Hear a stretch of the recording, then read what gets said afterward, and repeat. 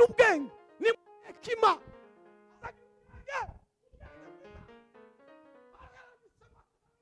aravuga ngo muri we muri Yesu Kristo ngo ni ubwenge bwose bukomoka ubwenge bwose ntibuva ahandi ntabwo buva mu mashuri ntabwo buva mu mashuri ntabwo buva mu byo twize oya ubwenge buzabuva mu mwuka w'Imana. Mtu asikudanganye kwamba mimi ni msomi ndiyagira umuntu uzakubesha ngo narize. Kwiga ni ukumenya kugira ubwenge ni ukumenya Imana. Soma muri Yobu igice cya 28 yaravuze ngo kumenya Imana niryo shingiro ryiki kumenya Imana niryo ndiye mwanzilishi wa hekima. Kumenya Imana niko kugira ubwenge kandi ngo kuva mu byaha ngo niko gushishuka. Muslimu neza nuwavuye mu byaha nta kindi kintu kiza gitera umwana kicyaha.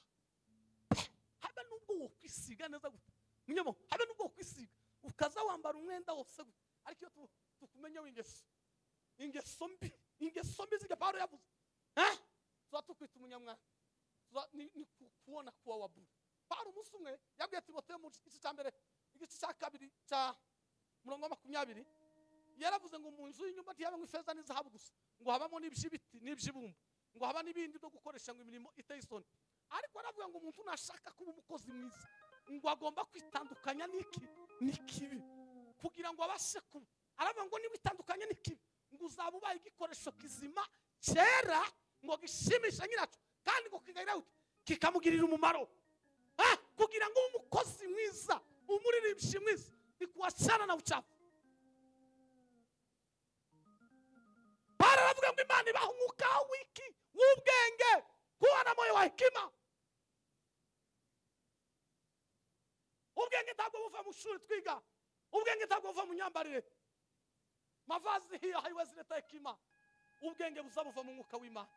Uzusaba Imana iguha umwuka w'ubwenge kugira ngo ubashe kumenya. Iyo umwuka w'ubwenge ari muri wowe aza kwemeza akakubwira ngo iki ni kibi, akubwira ngo iki ni icyaha, azakubwira ngo haba n'uyu mwambaro wambaye tugukwiriye kukura umukiza. Ni uzubwira umuntu ko agenda muzamusoma Bibiliya iratangaje. Bibiliya iravuga mu buhanuzi bwa Daniel umwami ngo amwitegereze avuga ijambo aramubwira ngo asa ni wowe Daniel. Mu izina rya Yesu amen. Reka nshimire ubuyobozi bw'abayumbe bwadutumiye. Imana ibaha umugisha. Pastor Munyamahoro musabe tubwira bijari bigoye ariko senga Imana urabwira ngo Mana ibi nimbara umugambi wawe bisohoze. Imana iguha umugisha ku butumire bwanyu amen. Hano muri kino gihugu arabavuga butumwa benshi hanze yacu barahari ariko shima Imana ko yarizi ko tuzabana namwe amen. Kadushimira ubuyobozi bw'itorero rya Vest shimira umushumba Bishop ubwo adahari tukimara kuvugana nawe naramwandikiye ijambo yanshubije gusa arambwiye ngo kaze iwacu. Ndashimira abapastori staff ye barimo Revera. Imana ibaha umugisha kutwemerera amen. Ndashimira abantu bose bateranye. Imana ibaha umugisha. Ndashimira abaririmbyi mwaririmbye neza abamama. Imana ibaha umugisha. Ndashimira Imana kubona n'abavandimwe muvandimwe Kavuye inshuti iyo mubonye nza nibuka igitaramo twataramye hano nawe Imana iravuga.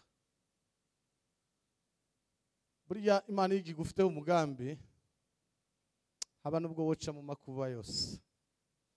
Daudi yaririmbye Zaburi ya 23 aravuga ngo hata nipite katika bonde la kivuli bonde la mauti aravuga ngo sitaogopa kwa sababu Bwana yupo pamoja nami. Ndashimira Imana ko turi kumwe nawe. Imana ishimwe kubwa bavandimwe bandi baye mbona shima Imana kubona umusaza Kigogoro. Imana igweze umugisha. Barana abasaza b'imwira amen amen. amen.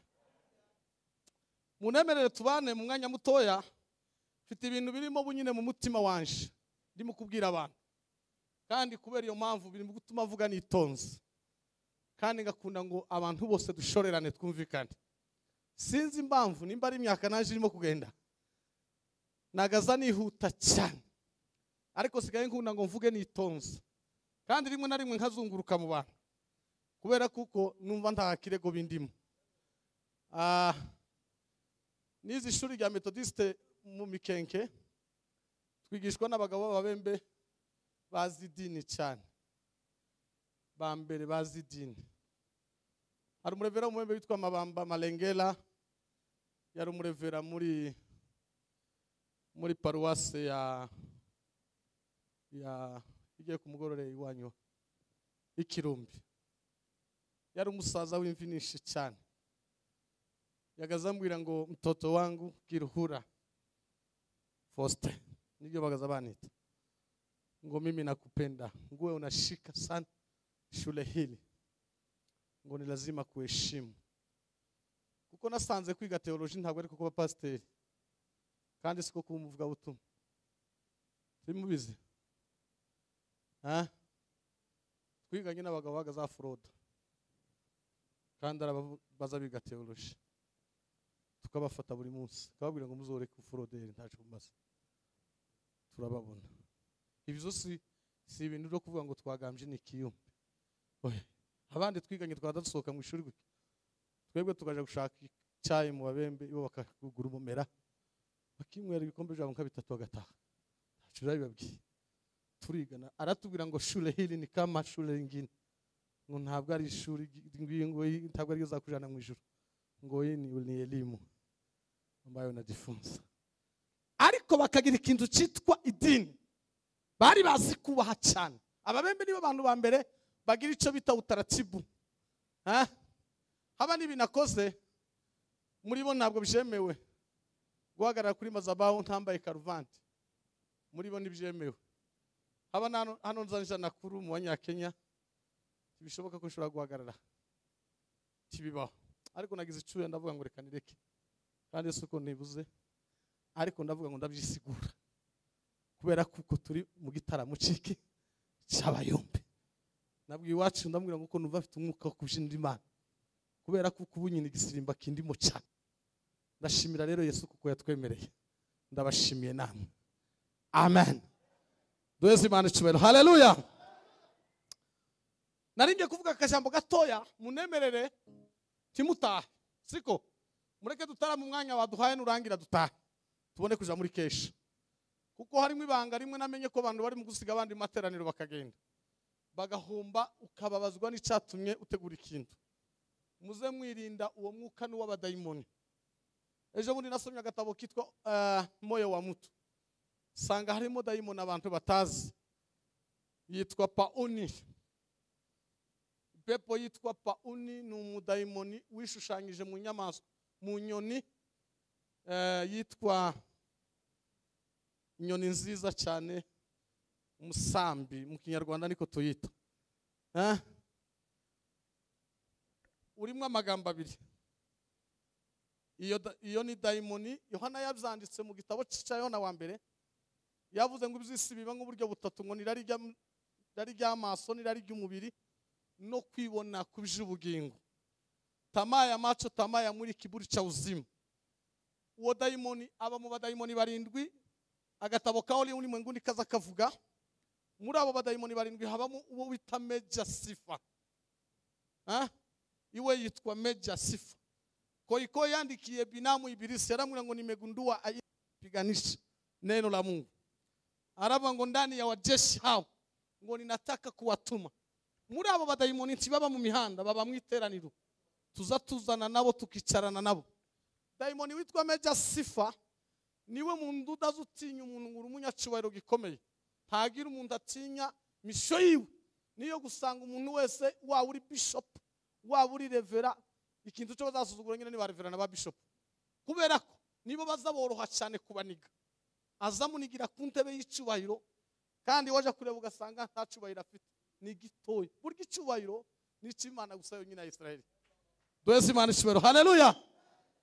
Aho yaboshe benshi. Hari n'abandi bamwe yaboshe batari n'abapasiteri, si pasiteri, si umudiyakire, si umudumu, si umuyumbe, ni umukristu rushati wo hasi. Ariko yageze mu materaniro, uwo mubwira guha Imana icyubahiro azatangira kugukritika akavuga ngo uriya mwene naka.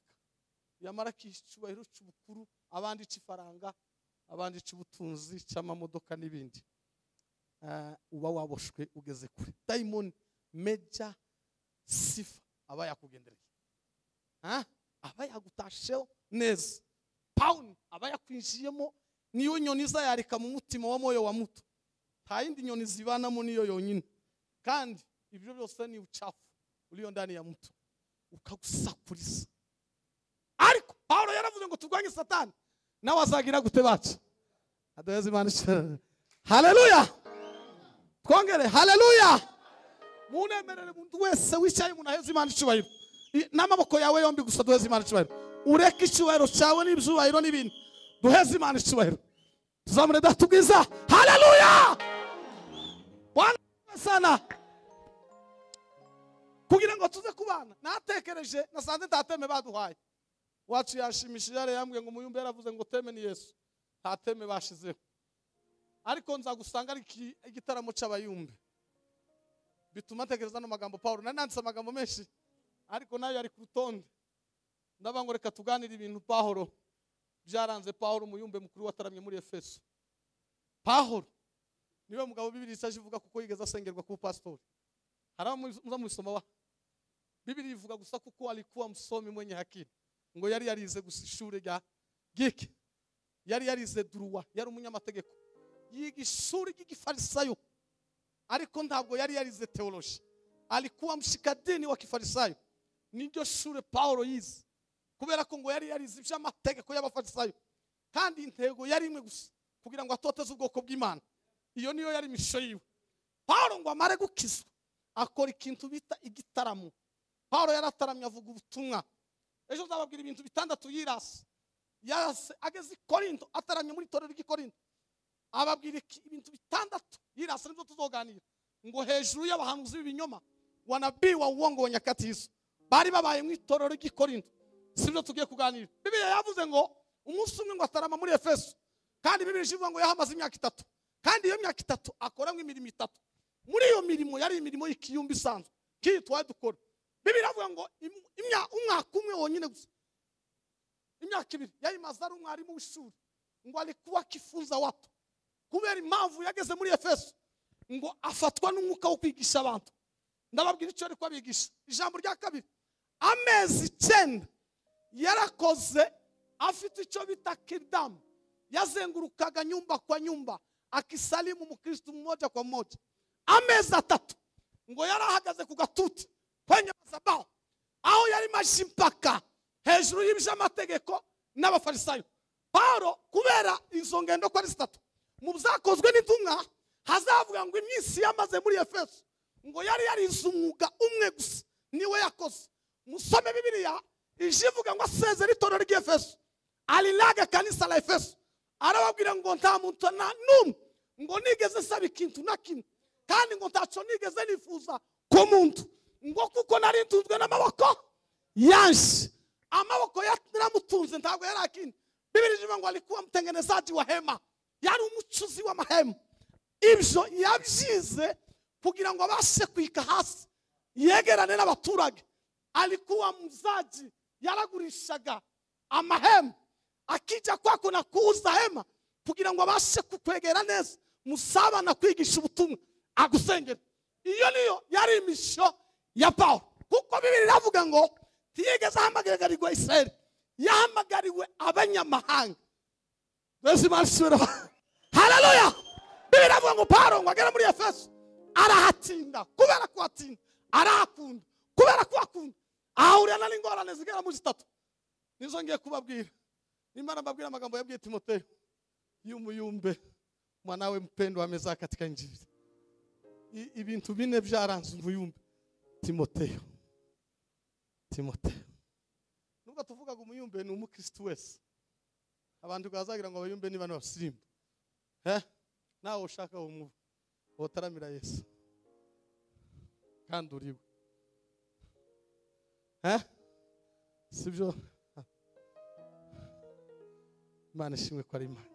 Imana ishimwe ko nabonye nyabade niko tubita abanyasha. Imana igumugisha. Nubwo ntari nkwiriye mwami warasahuye, wirira mwami waje ikintu cyatumye unkunda we. Nubwo ntari nkwiriye mwami warasahuye, wirira mwami waje ikintu cyatumye unkunda. Zahora mvuga iyo neza wangiriye, zahora ngushima mugiye ngiriho, ikuzimu namigamye nano kugushima mibayo. Haleluya! Ndio Mana ishimwe bacu. Namubonye nibuka igitaramo twataramye umunsi umwe mu modoka, turi kumwe n'umubembe witwa Rundo, tuvuye mu Minembwe, twari twaraye mu wigwe. Je n'amaneza turatarama, turaririmba indirimbo uca mu modoka, tugeze mu rwego yamavuga ngo nimefunuliwa, ngo nimetabiri, amaze atubwira amagambo. Nasanze aho ikiyumbe ntaho kitaza gikorerwa, no mu mihanda kiza gikorwa no mu ibarabara. Paulo atarama muri Efeso, ngo hatinda ahamara iyo myaka 3, aza guhura n'umugabo witwa Demetriyo. Kandi nasanze ba Demetriyo barahari bacu, barahari yeme mw'abantu mwe, barahari ba Demetriyo bari hano mwisi, bari hano Nairobi, bari Goma, bari Rwanda. Bazaba ngo kazi yake ilikuwa kutengeneza miungu, ngo yari umucuzi w'ibigirwamana, yagiraga umutwe w'abahanuzi yari yararemye, manabii wa uongo, ngo abo bagiraga inyigisho z'ibinyoma n'ubuhanuzi bw'ikinyoma, kandi ngo bahoraga barwanya inyigisho zo gukunda Imana. Paulo ngo ahura nawe, ngo asanga baremye itsinda, bari bararemye Imana yitwa Diana, yari yabaga mu ngoro, yagiraga ibijumba 6. Icyumba kimwe cyabaga ngo bahanuzi b'ibinyoma, ikindi cyumba cyabaga ngo imiti, amadawa, hayo ni madawa yabaga. Icyumba cya nyuma cyabaga mu Diana yabanaga n'ishoreke 1000, makahaba 100. Paulo ngo ahagere mu gice cya 5, muze musoma Bibiliya, ngo abitegereze, aravuga ngo nabapfu, ngo akawafanisha kama wafu, abandikira babwira ngo nimukanguke yemwe abasinziriye kama wafu, muve mu bapfu, Kristo ngo abashe kubamurikira. Ababwira iryo jambo, arabwira ngo nimuzuke muve mu bapfuye yemwe mw'abapfu, ngo Kristo abashe kubamurikira. Paulo ahura n'ico gikwazo, ngo biramugora cyane, atangira kwigisha. Bibiliya avuga ngo mu rugenzi rwa nyuma kumera 4, Bibiliya ivuga inyigisho zizeza, zivuga ingenzi 4, ariko Bibiliya ikavuga ingenzi 3. Urugenzi rwa nyuma nirwo yasezeye itorero muzakozwe ntunga, yaragiye i Roma, aho yavuze ngo ndasa n'ibisutse ku gicaniro, ngiyiriya kandi yangiye tegereje n'ingoyi ndetse no gupfa, nshobora kuzapfirayo, nzahura n'imibabaro myinshi. Paulo ngo aje kumusezera mu gice cya mbere, muri Timoteyo wa mbere gice cya mbere murongo wa 5, hazavuga ngo nikamusimwa nangu mpendo, ngo ningingira Timoteyo ngo gutinda muri Efeso. Ndamwinginga ngo Timoteyo mwana waje uzabi Efeso, ariko hari bizagushoboza, hari bizaguha imbaraga zo kuba muri Efeso, hari bizagufasha mwivuga butumwa, hari bizagufasha mu masengesho. Nibyo tugiye kuganira. Bwana sifiwe sana, Bwana sifiwe sana. Aramubwira ngo shira kuba mu itorero ry'Efeso, aramwinginga ngo ijambo rya mbere, aramubwira ngo uzagira umutima w'urukundo, uwe na moyo wa upendo. Umutima w'urukundo, umuyumbe mwisi agira urukundo, umunyamasengesho mwisi azarangwa n'urukundo, umukristo mwiza neza wakishijwe azagira umutima w'iki w'urukundo, umupastori mwiza wakishijwe azagira umutima w'urukundo.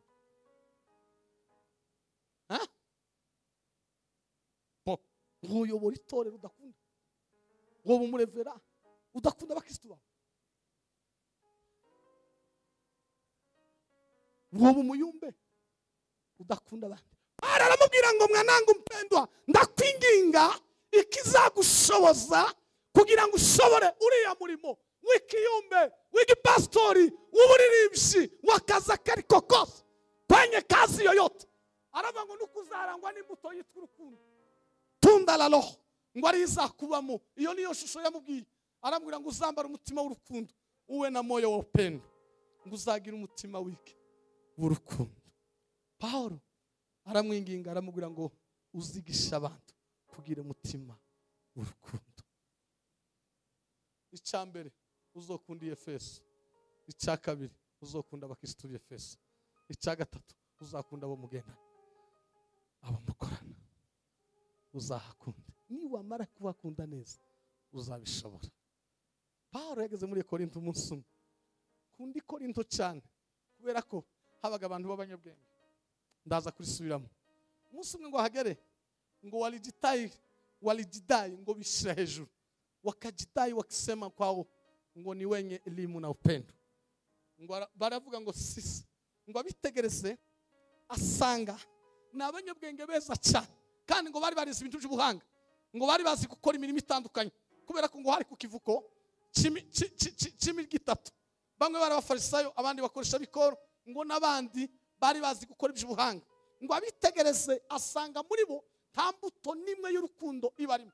Ngo amara arabandikira Abakorinto ba mbere igice cya 13, yaravuze ngo nubwo mwovuga ku ndimi z'abantu ngo n'iz'abamarayika, aravuga ngo nubwo mwotanga ibyo mufite, ageraho arababwira ngo habe nubwo mwotanga n'imibiri yanyu, aravuga ngo mudafite urukundo mwebwe mukitanga ngo ni ubusa, ngo niki cyuma kigize kirenga.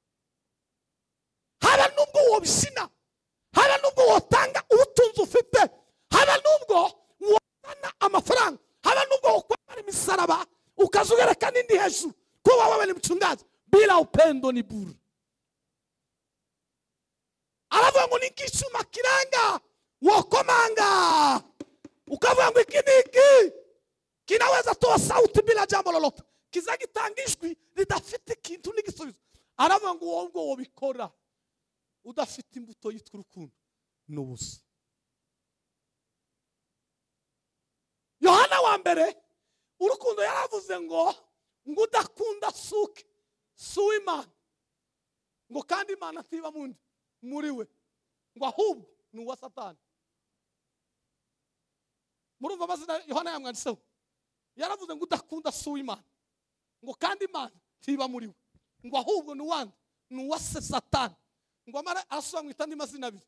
Ngo icya kabiri aravuga ngo umuntu udakunda ngo n'umwicanyi. Ngo se wovuga ngo ukunda mwene so ngo udakunda Imana, ngo wovuga ngo ukunda Imana ngo udakunda mwene so, ahubwo ngo n'umwicanyi. Ijambo rya gatatu yamwise aravuga ngo ikindi cya kabiri ngo ntiwobesha ngo ukunda Imana udakunda n'itorero, ngo ahubwo wewe uri umunyakinyoma, uri umunyakinyoma. Ntibishoboka ko wambwira ngo urankunda ukunda Imana utankunda, maana yake wewe ni uongo mtupu. Muri wewe wanditse gitwa ngo kinyoma. Iyo ibyo tudoshoboka. Ntabwo wabwira umumama mugenzi wawe ngo mimi ninampenda Mungu utakunda mugenzi wawe, n'umuturanyi muri kumwe mudakundana. Icyo ni kinyoma cyambaye ubusa. Ntiwavuga ngo mije ndi umunyamasengesho ndakunda bera b'Imana.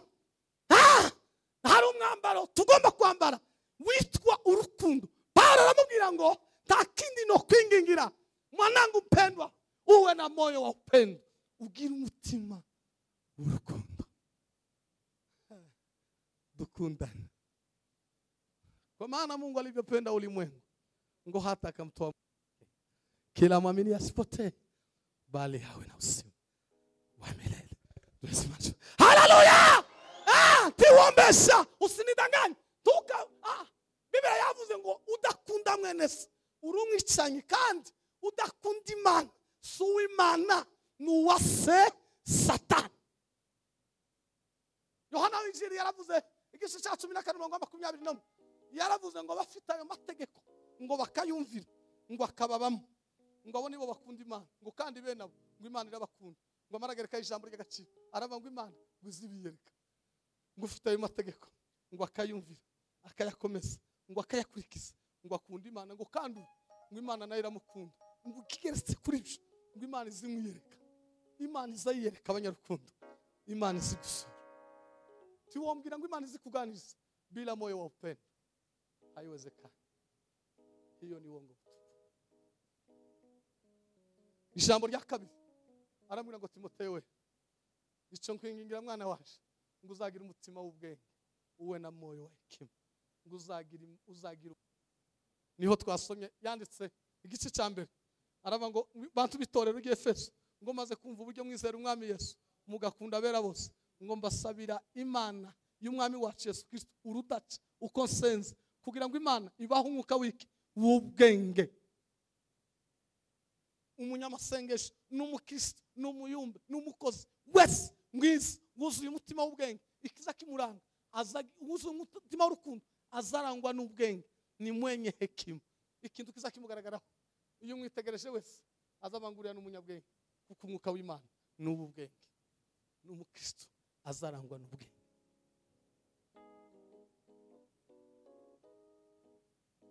Hari ikibazo nzabaza abantu, ninde muntu mubaho nashira ukuboko hejuru?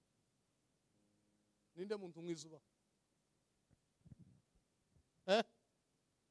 Hari umuntu mubaho? Nta muntu mubaho, kandi nta muntu mwiza ubaho. Umuntu wese agirwa n'ibimurimo. Umwuka iyo ari muri wowe aba mubi, abantu bose bazavuga ngo uriya muntu ngo agira ubwenge. Abasaza barabizi, kera bajaga kubaza umugeni bagaza bitegereza umukobwa bakavuga ngo uriya mukobwa ni mwiza, ngo ariko nta mutima agira, ngo nta bwenge. Bakaba bamuciyeho, bakabaza ngo uriya mukobwa ngo ntabwo ari mwiza, ntagira isura nziza, ngo ariko agira umutima, ni umunyabwenge, ngo yo kubaka urugo. Bakamushaka. Muzi igituma abakobwa batari mu gushakwa? Ni ukubera ibibabamo. Yaje kuvuga ngo narajinze, tiwajinze, tiba gusengera, ahubwo uzisengera, uzamenye, uzibaze ngo ese mfite umwuka w'ubwenge undimo. Niwamara kumenya ko umwuka w'Imana w'ubwenge uri muri wewe, ntabwo uzivuganira, ibikurimo bizakuranga. Paulo aravuga ngo nzasaba Imana ngo ibahe umwuka w'ubwenge mubashe kumenya. Iyo umwuka ari muri wewe w'ubwenge aza kwigisha kumenya. Hari ibintu bitatu biba mu muntu iyo umuntu amaze kumenya kuzura umwuka w'Imana. Ijambo rya mbere zari muranga ni ishusho ye. Ishusho y'umuntu ntiba hanze, tiba mu byo mureba gutya, iba mu bwenge bwacu. Mu bwenge bwacu ni ishusho y'umuntu iba. Nta muntu urabwira undi ngo itereka umusatsi cyangwa wogosha. Umuntu azayogosha uko ashaka, niko ubwenge bwamutumye. Undi akambara uko akeneye, niko ubwenge bumubwira. Sibyo? Revera Shimimana, nta munsi urategeka umugore wawe ngo isokozo gutya, azagenda uko umutima wumubwiye, niko ubwenge bwe bwamubwiye. Uko niko kwisa. Umukobwa ari mu guhaguruka akabwira nyina ngo akakajipo niko kanyeneye. Mwana wa ijipo ni rigufi oyaye, ubwenge bwe bwamubwiye ngo niryo giza. Azanezezwa nuko ubwenge bwe bwamutumye. Buriya ikiza kwemeza neza ubwenge bw'umuntu, uzomurebere muri visage, comportement. Umunyabwenge Paulo yabwiye Timoteyo, yaravuze musome neza igice cya 5:15. Haleluya! Umuyumbi azagira ubwenge, umukristo azagira ubwenge, ni hekima.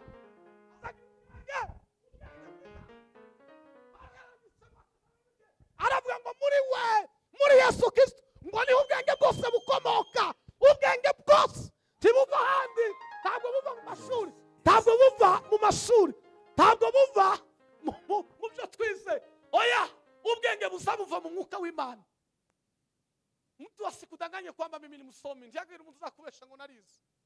Kwiga ni ukumenya, kugira ubwenge ni ukumenya Imana.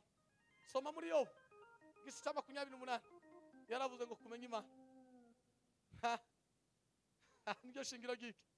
Kumenya Imana niryo ndiye mwanzilishi wa hekima. Kumenya Imana niko kugira ubwenge, kandi ngo kuva mu byaha ngo niko gushishuka. Umusirimu neza nuwavuye mu byaha. Nta kindi kintu kiza gitera umwana k'icyaha. Habe nubwo wo kwisiga neza gute, munyamo, habe nubwo wo kwisiga ukaza wambara umwenda wose gute, ariko iyo tukumenya ingeso mbi zige Paulo yavuze. Tuba tukwita umunyamwana, ni kuona kuwa wabu. Paulo umunsi umwe yabwiye Timoteyo mu gice cya mbere igice cya 2 cya 20, yaravuze ngo mu nzu y'inyumba ntiyabamo ifeza n'izahabu gusa, ngo habamo n'iby'ibiti n'iby'ibumba, ngo haba n'ibindi byo gukoresha ngo imirimo iteye isoni. Ariko aravuga ngo umuntu nashaka kuba umukozi mwiza, ngo agomba kwitandukanya n'ikibi kugira ngo abashe kuba. Aravuga ngo niba itandukanye n'ikibi ngo uzaba ubaye igikoresho kizima cyera ngo gishimisha nyiracyo kandi ngo kikamugirira umumaro. Kugira ngo umukozi mwiza, umuririmbyi mwiza, bikuachana na uchafu. Para aravuga ngo Imana ibaha umwuka w'ubwenge, kuba na moyo wa hekima. Ubwenge ntabwo buva mu shuri twiga, ubwenge ntabwo buva mu myambarire, mavazi hiyo haiwezi leta hekima. Ubwenge buzabuva mu mwuka w'Imana. Uzusaba Imana iguha umwuka w'ubwenge kugira ngo ubashe kumenya. Iyo umwuka w'ubwenge ari muri wowe, aza kwemeza akakubwira ngo iki ni kibi, akakubwira ngo iki ni icyaha, azakubwira ngo haba n'uyu mwambaro wambaye tugukwiriye kugura umukiza. Niwe uzubwira umuntu uko agenda. Muzamusoma Bibiliya iratangaje. Bibiliya iravuga mu buhanuzi bwa Daniyeli, umwami ngo amwitegereze avuga ijambo, aramubwira ngo ese ni wowe Daniyeli? Ngo ntibizagize icyo bimaze. Aravuga ngo ese ni wowe numvise ngo bavuze ku mwuka w'Imana ngo ari muri wowe ngo n'ubwenge ndetse n'ubumenyi. Aramubwira ngo nije Nyagasani, muzi ubwenge yari afite n'Imana yari muri we, ntabwo yari amashuri yari yarize.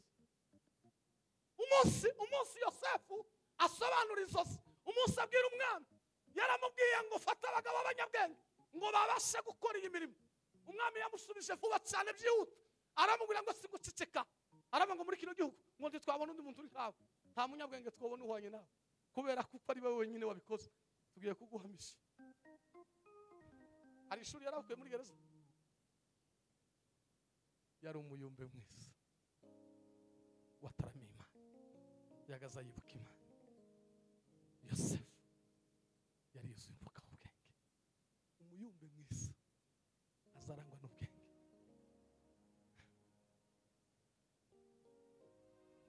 Nigeze kuja ahantu ndanezerwa, barantumira,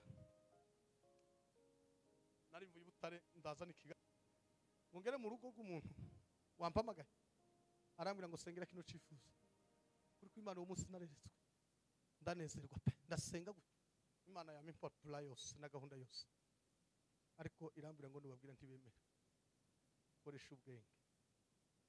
Ndagenda mpamagara undi muntu twasenganaga, mucuranurira iby'Imana yambwiye. Imana igira neza. Ndamubwira ngo wewe uvuga ko Imana yavuze, nurangiza niho bumva turabikora. Ndamubwira ngo muse dusenge, turasenga. Wacu aravuga ati Imana iravuze. Asubira muri ya message. Imana iratubwira ngo, Imana irambwira ngo nimubwire tuje gusenga. Nibutse umusaza Kigogora arivuka mu Bibogobogo, tuzosengera ahantu. Ndamubwira ngo wewe uwari wowe bivuga wa. Impamvu yatumye mbikora nuko Imana yambwiye ngo nkoresha ubwenge bwo kumva, kubera ko bari bamenyereye batashobora kwemera ko Imana yonganiriza. Koresha ubwenge bwo kubabwira ko undi Imana yamuciriyemo. Imana we atakindi kintu kigira ubwenge nko kuzura umwuka w'ubwenge, ntakindi kintu kizagiye atanga orientation nukugira umwuka w'ubwenge. Ushobora kwereka umuntu ntumubwire kandi ugaceceka kubera ko umwuka w'Imana ari muri wewe. Ngo ndabwira abayumva nukugira umwuka w'ubwenge, umwuka w'iki. Paulo aravuga ngo Imana ibaha umwuka w'ubwenge. Iyo senze Bibiliya ivuga ibyifuzo bine Paulo yasengeye itorero ry'Efeso, ariko aravuga ngo muri cyo ndasaba Imana ngo ibaha umwuka w'ubwenge mubashe kumenya.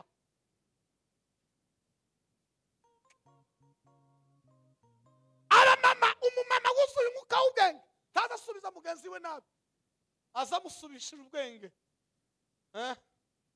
kamusubisha ubwenge bwaca, akamubwira ngo nyamara kijya wakoze ariko sicyo, kandi akamubwira ngo mbabarira kubera umwuka w'ubwenge umurimo.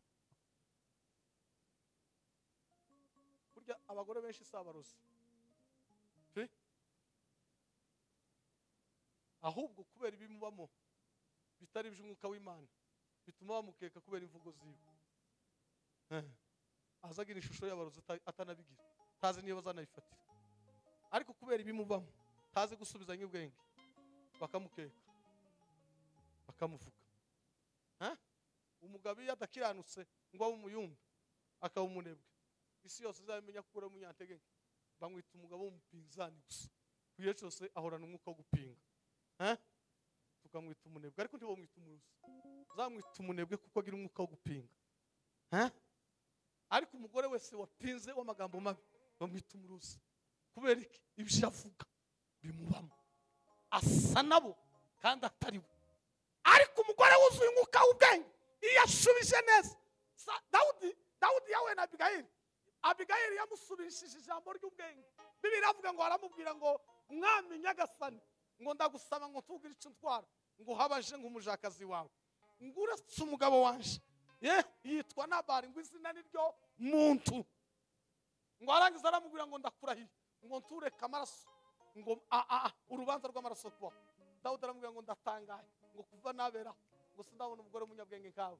aramurata aramusingiza Dawudi ataka Abigayili muka Nabali umugore wasubizanyije umwami ineza ngo amarazana imitsima idasembu ngo arangiza aramuha muzi icyo bari bapfuye Dawudi yapfuye na Nataniki Nabali bapfuye ibyo kurya cyakula yari yashonje aramubwira ngo ngaburira abasirikare banje yaramubwira ngo sinoguha ibyo kurya Dawudi ngo akashiko nasira aramubwira ngo ndakurahiye ukuri ngo uyu munsi urugo rwawe ndaruzibata gusa ngo Abigayili ngo amenye ayo makuru aravuga ngo biragasimba ngo arirukanka vuba cyane ngo aramusanganira ngo amusubizanye amagambo meza y'ubwenge umugore waruzi gusubizanya ubwenge Bibiliya iramurata umukobwa wuzuye umwuka w'ubwenge azamenye icyo asubiza ijambo rya gatatu Bibiliya ivuga ngo Paulo yabwiye Timoteyo aramusengera aramubwira ngo nukugira umutima w'imbabazi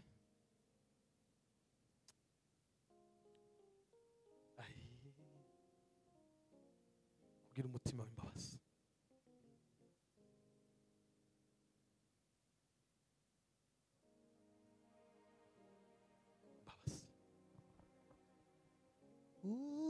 uzageza no kugira umutima tababarira ariko noneho genda uhamagare arabazi bawe haleluya abantu bari mu kunanirwa kubabarirana n'abakristo mwe mwoturana na mugenzi wawe mugasangira ku gikombe cy'ameza bila kuwa na moyo wa Yesu yaravuze umunsi umwe abwira abigishwa be ngo mu gihe muzaba murimo musenga hagati muri mwe ngo wari wakoze icyaha ngo muzabanze mu stop umunsi umwe Yesu yabwiye abigishwa ngo haba n'igaburo ryera muzarihagarike ngo haba n'ituru ufite ntukaritanga uzabanze uje gukiranuka na mugenzi wawe ni Bibiliya ivuga ibintu byose mw'izina ngo haba n'ituru ufite da ituru ntukaritanga ngo utarakiranuka na mugenzi wawe ariko turi mu gutanga pastor cyo tuvugisha naje ganda umushumba ndi revera ejo nejo bundi ubona basenge naje ku bishop sindabishaka ariko no bishaka n'uyu munsi bijobo nasanze gari ubushake gusa ariko tukaza tubaye abapasiteri batagira imbabazi ukumwosanga hano muri kayo cyangwa nawe umunsi muri abapasiteri batazabarirana bamwe bararemye inzika ku bandi tuze tugira umutima w'imbabazi abayumbe niko kiba uwo muyumbe utagira umutima w'imbabazi warangiza ukavuga ngo we ni munyamahombe oya Yesu yaravuze ngo uzubanze ureke ngo haba n'ituru ufite ubanze ureke ubanze ubabarira baravuga ngo Imana ibaho umutima w'imbabazi imbabazi ni agaciro Bibiliya iravuga Paulo yanditse mu Galatiya yaravuze ngo tubaye kubera imbabazi z'Imana haba na Yeremiya niko yavuze yaravuze ngo tubeshweho n'imbabazi z'Imana buriya ntabwo ari imirimo myiza Dawudi umunsi umwe yararimbye muri Zaburi 103 aravuga ngo umutima wanje himbaza Uwiteka mwabindimo byose ngo muhimbaze izina ryiwe ngo amarabwira umutima wa Kawudani ngo ntiwibagirwe ibintu bitatu Imana yakoze yaravuze ngo niyo uzubabarira ngo gukiranirwa kwawe kose ngo agakiza indwara zawe zose ngo akarinda ubugingo bwawe ariko ijambo rikuru Dawudi yavuze ngo Imana izibabarira gukiranirwa kubera ko Dawudi yarazi kwihana cyane niwe mugabo Imana yarasa iramubwira ngo neza mbonye umutima waje ukunda kurya sikindi Imana yakundiraga Dawudi yarazi gusaba imbabazi abantu benshi bananiwe kugira imbabazi ijambo rya nyuma ni uguca bugufi kunyenyekea n'abaririmbyi bagaza birimba ngo nyenyekea Mungu akuinue guca bugufi mu bintu bitanu byaranze Yesu kwisi Bibiliya iravuga ngo yagiraga umutima. Paulo yandikiye Abafilipi aravuga ngo mugire wa mutima wari muri Yesu Kristo, ngo nubwo yabanje kugura kamero k'Imana, ngo ntiyatekereje guhana n'Imana ko ari ikintu cyo gundirwa, ngo yemera kwisiga ubusa, ngo aratukwa, arasuzugurwa, yambara iki ubusa, atirwa amacanga. Ariko Bibiliya yaratangaje ngo yemera kuba imbata, ngo aca bugufi, yemera kuba imbata. Aho ngaho gusa ngo hakura izina ngo risumba amazina yose. Buriya niba ushaka gukomera no kuba mukuru, niba ushaka kuzamuka, niba ushaka kuba umuyumbu ufite izina, uzige guca bugufi, uzige guca bugufi. Niba ushaka kuba umukozi mwiza, nyenyekea. Ejo bundi nabwiye abantu ngo mu bantu bantangaje muri kino gihe ngiye kwigiraho naje ni Antoine Rutayisire. Twari kumwe ejo bundi ku Gisenyi, ndababwira ngo ni wachache watumishi wa siku za leo mu bwoko bwacu bashobora kumera nkawe none, bokwemera kwitaba imbamagazi ngiyo yahamagawe. Ni bakeye bameze nkawe, ni bakeye, ni bake bafite ubushobozi nk'ubwe, bakagira izina nk'iryiwe. Musenyeri Revera Antoine Dr Rutayisire w'u Rwanda, muzamubwira ibyo mutazi, ariko aca bugufi, aremera. Ni bake baba bishop, ni bake baba yumbe, umuyumbe ngo yeretse haba nubwo weretse ntacu bisobanura. N'undi yo kwereka ukamusanga yigagashe, wamuhamagara ngo nyabura, akakubesha ngo ufite izindi gahunda za uwongo muto, banza ugire gutya. Oya, duce bugufi. Nimba ushaka gukomera uzuca bugufi, nico gihe Imana izakuzamura. Imana ibwira Paulo, iramubwira ngo Paulo bwira rino torero, ubwira Timoteyo we niwe yanditse ngo ntiyakagira umuntu winyura ubusore bwawe, ngo uzabe icyitegererezo cy'abizera mu byo uvuga, mu ngeso zawe, mu rukundo no kukwizera, ngo no kugira umutima uboneye, umutima wo guca bugufi, wo kunyenyekea, kugira ngo Imana ibashe kugira ute, ibashe kuzamura.